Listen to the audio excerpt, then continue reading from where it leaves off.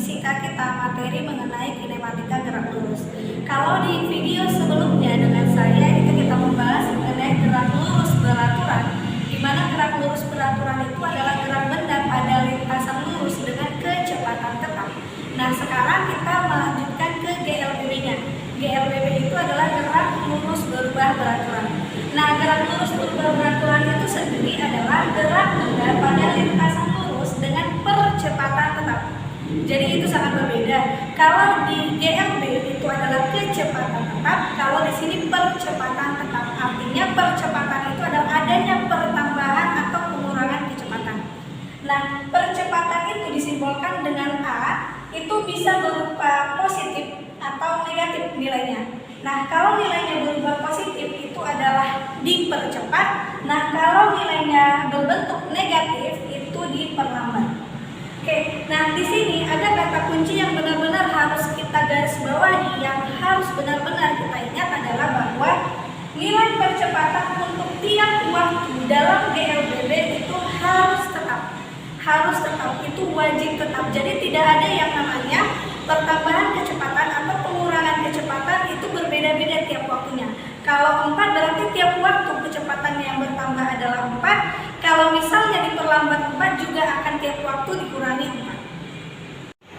Nah, oke, ada 3 persamaan umum yang wajib sekali untuk kamu ingat dan kamu hafalkan. Yang pertama, VT sama dengan V0 ditambah A dikali T.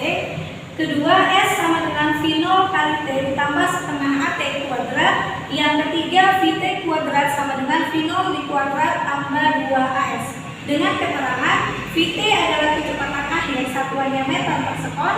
V0 adalah kecepatan awal, satuannya juga adalah meter per sekon.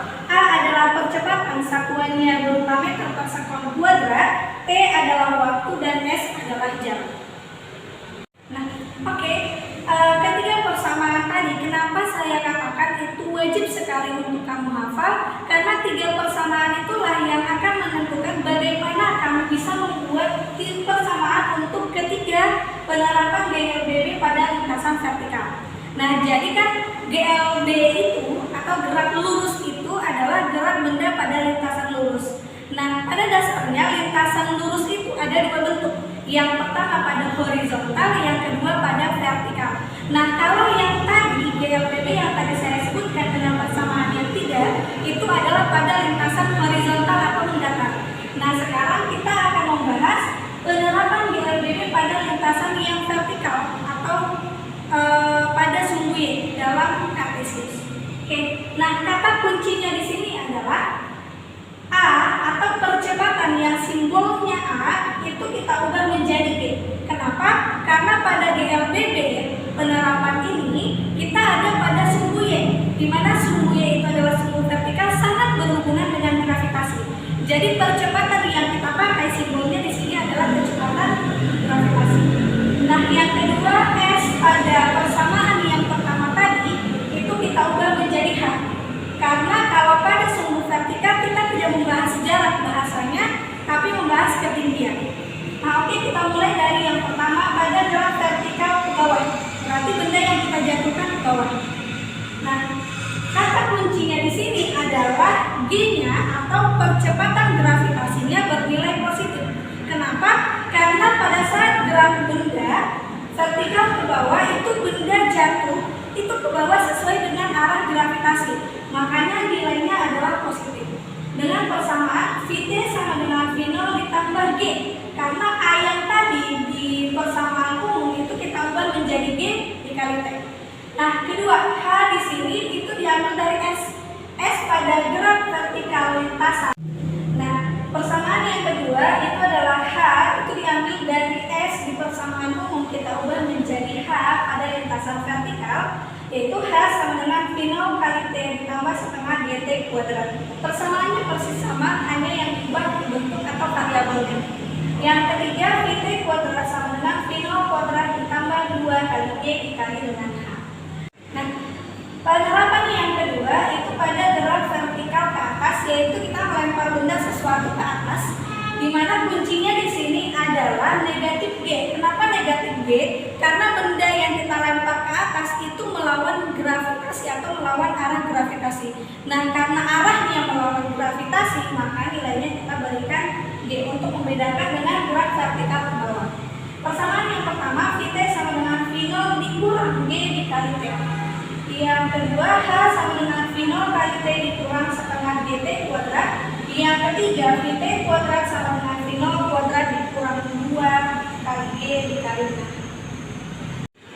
Penerapan yang ketiga itu pada gerak jatuh bebas. Nah, pada gerak jatuh bebas, kuncinya di sini kita harus ingat bahwa gerak jatuh bebas itu adalah gerak alamiah, yang artinya itu kita tidak memberikan kecepatan awal kepada benda atau kita tidak memberikan sentuhan awal kepada benda supaya benda itu bergerak. Nah, dengan kata lain, V0-nya pada gerak jatuh bebas ini bernilai dengan 0. Jadi semua variabel V0 pada persamaan umum tadi yang 3 itu kita kasih nilai 0. Sehingga kita mendapatkan persamaan VT sama dengan G dikali dengan T. Yang kedua, H sama dengan setengah GT kuadrat, di mana persamaan ini paling umum sering dibuat jadi bentuk T sama dengan akar 2H per G. Yang ketiga, VT kuadrat sama dengan 2 kali G dikali H, atau persamaan yang paling sering dituliskan adalah VT kuadrat sama dengan akar 2G dikali dengan H. Oke, kita bahas contoh soal. Kita hanya mempunyai satu contoh soal di sini, tapi mudah-mudahan sangat mewakili GLBD.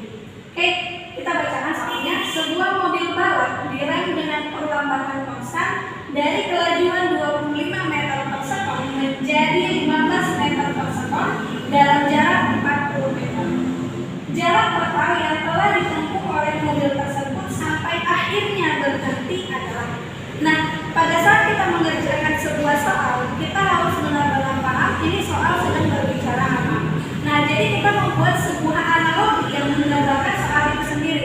Kita bahas begini. Nah, sebuah benda tadi, mobil balap itu direm, kan? Direm dengan perlambatan konstan dari kelajuan 25 dalam jarak 40 meter menjadi 15 meter per sekon.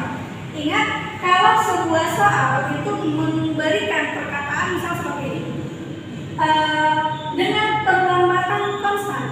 Saat sebuah soal memberikan bahasa dengan perlambatan konstan, ada dua kemungkinan. Yang pertama, dia akan memberikan nilai perlambatan itu sendiri, atau yang kedua, dia ingin kita mencari. Jadi dengan kata lain, bahasanya gini deh, tolong cariin dulu perlambatannya. Oke, nah kemudian bahasa selanjutnya, jarak total yang telah ditempuh oleh mobil tersebut sampai akhirnya berhenti. Artinya apa? Yang 15 meter per sekon ini bukan kecepatan akhir.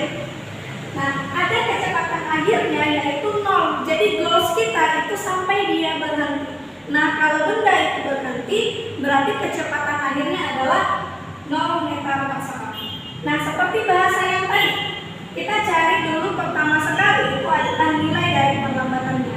Nah, untuk memilih persamaan, kita lihat mana sih persamaan yang memenuhi apa yang diketahui dari soal dan apa yang kita tanyakan. Itu ada pada persamaan yang ketiga, VT kuadrat sama dengan V0 kuadrat ditambah 2 kali A dikali dengan S. Karena apa? Karena di sini yang kita cari adalah A, S-nya diketahui dari soal yaitu 40 meter, kemudian kecepatan akhirnya pada keadaan pertama sebelum dia berhenti adalah 15 meter per sekon.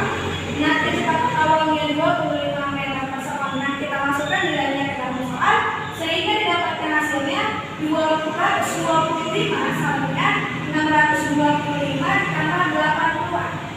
Sehingga A sama dengan negatif 5 meter per sekon kuadrat. Seperti yang dituliskan di dalam papan tulis. Nah, kemudian setelah kita mendapatkan nilai perlambatannya, kita jadi berpikir, berarti dari awal sampai akhir dia melambat sebesar negatif 5 meter per sekon. Nah, sekarang pertanyaannya, berapa sih jarak yang ditempuh si mobil balap ini dari kecepatan dia 15 meter per sekon sampai dia berhenti? Nah, kita ambil persamaan lagi yang sama, VT kuadrat sama dengan V0 kuadrat ditambah 2 kali A dikali dengan S. Nah, di sini VT-nya sama dengan 0 karena sampai berhenti bendanya. 0 kuadrat sama dengan 15 kuadrat ditambah 2 dikali A yang tadi yang kita dapat dari pertama negatif 5, kita masukkan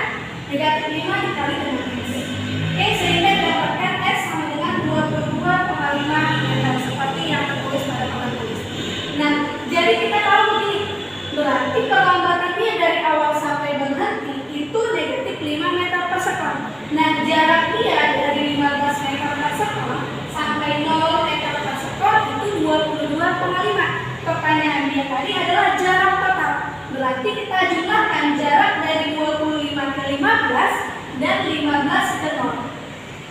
40 ditambah 22,5 menjadi 62,5 meter.